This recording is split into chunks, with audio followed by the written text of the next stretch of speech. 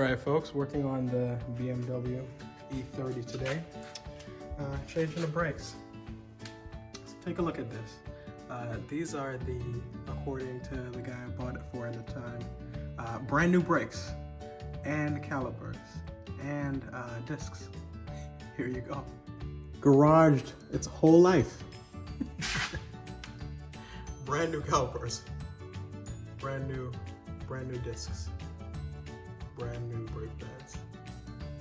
Never missed a service. And lastly, the fronts for good measure. Pristine.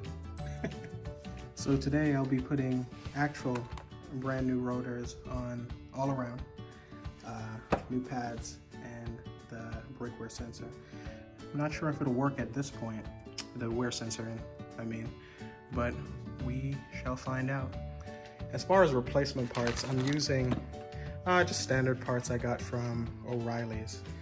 At this point, the brakes, they're pretty poor. The car isn't very fast or anything like that, so no need for any dramatic stopping power. And anything will be an upgrade from the rest of the brakes that I do have. First thing is to remove this anti-rattle clip.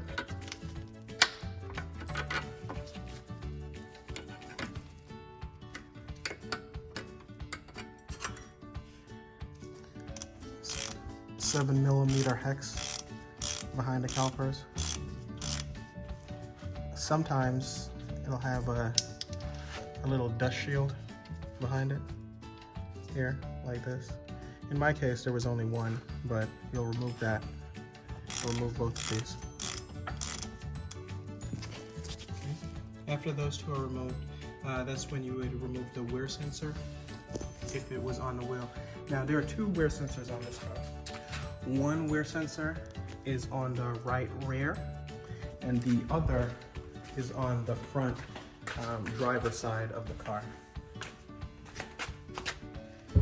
Here. That's the wear sensor there.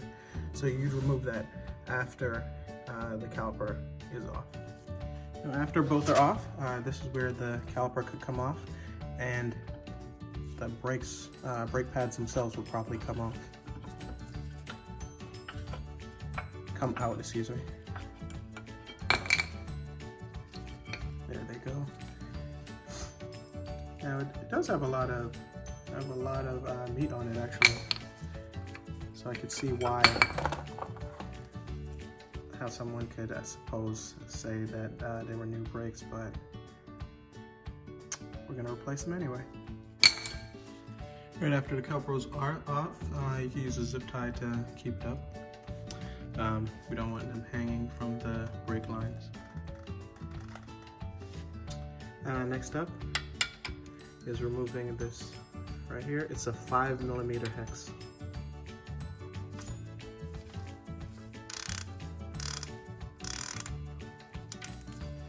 Once that's out, you'll go back behind again, and you have two here to remove the bracket. These are 17mm each. Alright. Back here, 17.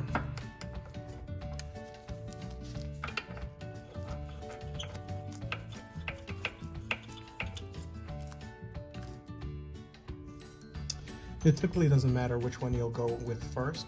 Removing the top one first theoretically might be a little bit easier, but just removing them and the bracket will come off. All right, once the bracket is off, the caliper should come off relatively easily.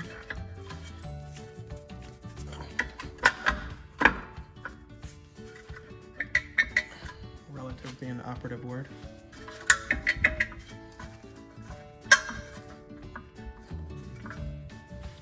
Might have to hit it with a hammer, but we'll get this thing off. All right, once off, you'll probably want to clean this thing down with a little bit of brake clean. So a good time to inspect everything else.